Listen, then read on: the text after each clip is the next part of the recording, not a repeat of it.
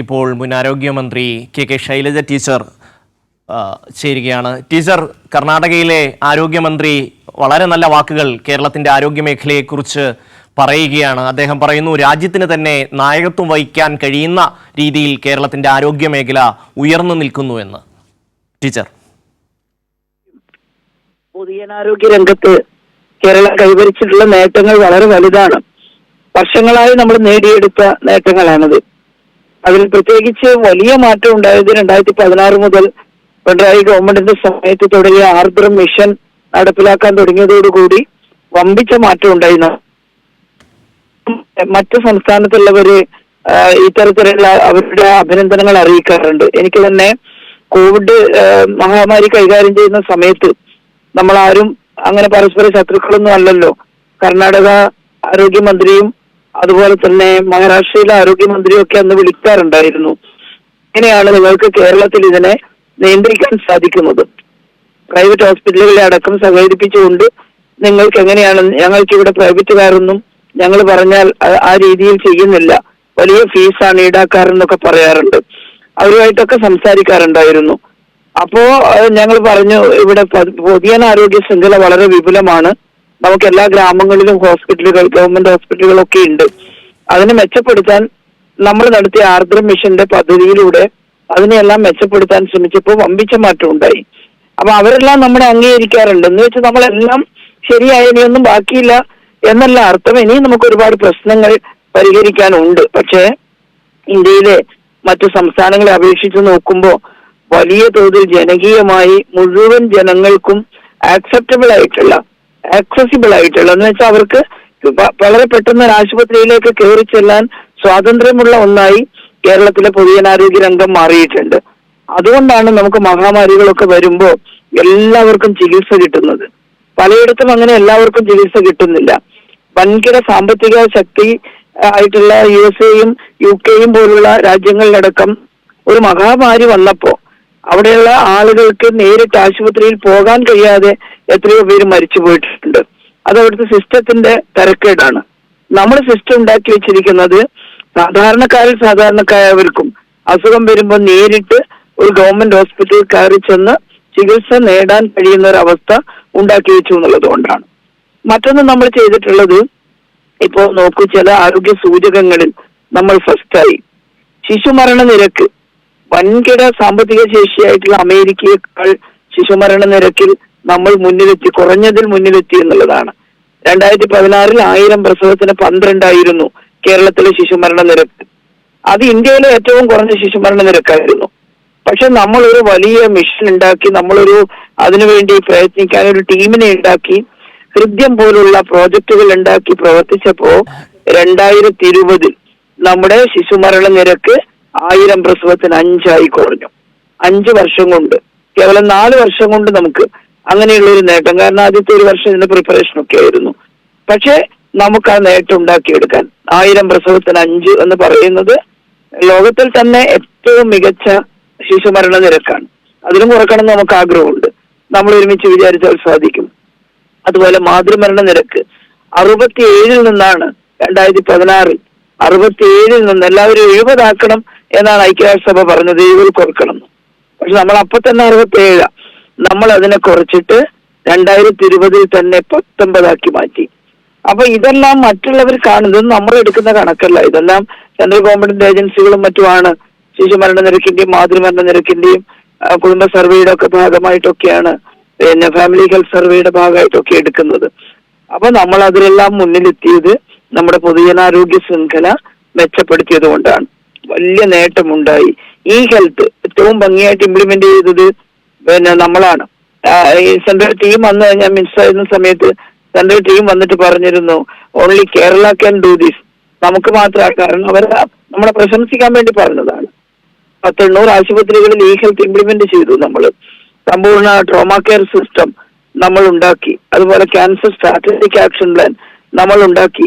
Anti microbial resistance action plan KARSAP നമ്മൾ ഉണ്ടാക്കി. ഇതൊക്കെ ആരോഗ്യരംഗത്ത് പ്രവർത്തിക്കുന്നവർക്ക് നന്നായിട്ട് മനസ്സിലാവും. മുന്നോട്ട് പോയ കേരളത്തിനെ എല്ലാവരും അഭിനന്ദിക്കാറുണ്ട്.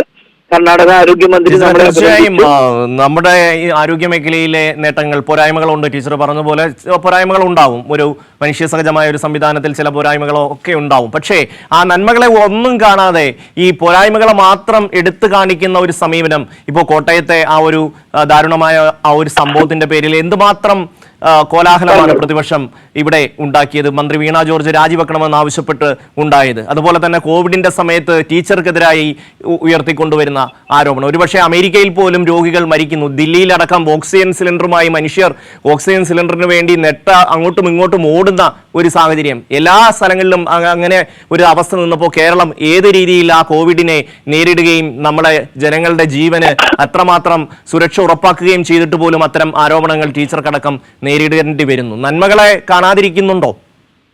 അതെ, അത് ചിലർ നടത്തുന്ന പ്രചരണമാണ്. ജനങ്ങളാകെ അങ്ങനെ കരുതുന്നു എന്നുള്ള അഭിപ്രായം എനിക്കില്ല.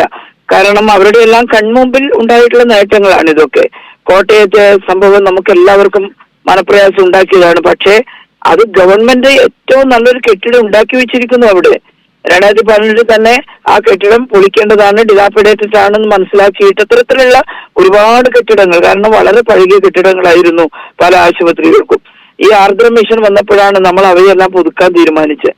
അന്ന് കിഫ്ബി അതിന് പണമൊക്കെ അനുവദിച്ചു, 194 കോടി രൂപ അനുവദിച്ചു. പക്ഷെ കോവിഡ് ഒക്കെ വന്നപ്പോൾ അതിന്റെ നിർമ്മാണം നടത്താൻ പറ്റിയില്ല. തുടർന്ന് പിണറായി സർക്കാർ തന്നെ വന്നപ്പോ മിനിസ്റ്ററും പിന്നെ അതുപോലെ തന്നെ എല്ലാവരും ഇടപെട്ടു. ആ കെട്ടിടം പൂർത്തിയാക്കി അങ്ങോട്ടേക്ക് ആ പേഷ്യൻസിനെ മുഴുവൻ മാറ്റാനുള്ള തീരുമാനമൊക്കെ എടുത്ത് വെച്ചിരിക്കുന്ന സമയത്താണ് ഈ ഒരു ടോയ്ലറ്റ് ബ്ലോക്ക് കഷ്ടകാലത്തിന് ഒളിഞ്ഞു വീണുപോയത്. അത് മാത്രം പർവ്വതീകരിച്ച് അതിന്റെ അപ്പുറത്ത് ഗവൺമെന്റ് പൂർത്തിയാക്കി വെച്ച വലിയ കെട്ടിടം അത് കാണിക്കാതെ ഇതാണ് ആരോഗ്യ മേഖല എന്ന് പ്രചരിപ്പിക്കുകയാണ്. ആരോഗ്യ മേഖലയിൽ ഉണ്ടായിട്ടുള്ള ഒരുപാട് മോഡുലാർ ഓപ്പറേഷൻ തിയേറ്റർ അടക്കം അതിന്റെ ഒന്നും ചിത്രം എടുത്തു കൊടുക്കാതെ ഏതെങ്കിലും പഴയ പൊളിക്കേണ്ട കെട്ടിടം ബാക്കിയുണ്ടെങ്കിൽ അതിനെ മാത്രം എടുത്തിട്ട് ഇതാണ് ആരോഗ്യ മേഖല എന്ന്, അതെല്ലാം ചെയ്യുന്നത് ശരിക്കും ഒരു ജനങ്ങളെ പരിഹസിക്കുന്ന ഒന്നാണ് എന്നുള്ളതാണ് പറയാനുള്ളത്. അപ്പോ കേരളം വളരെ ഇപ്പോഴും മാറിക്കൊണ്ടിരിക്കുക. ഈ രണ്ടാമത് പിണറായി സർക്കാർ വന്നപ്പോഴാണ് ഓർഗൻ ട്രാൻസ്പ്ലാന്റിന് മാത്രമായിട്ട് ഒരു ആശുപത്രി തുടങ്ങാനുള്ള തീരുമാനം എടുത്തത്. കോഴിക്കോട് അതിനുള്ള സ്ഥലമൊക്കെ കണ്ടിട്ടുണ്ട്. അതെല്ലാം പൂർത്തിയായിട്ട് വരുമ്പോ എന്തൊരു മാറ്റമായിരിക്കും കേരളത്തിൽ ഉണ്ടാവുക.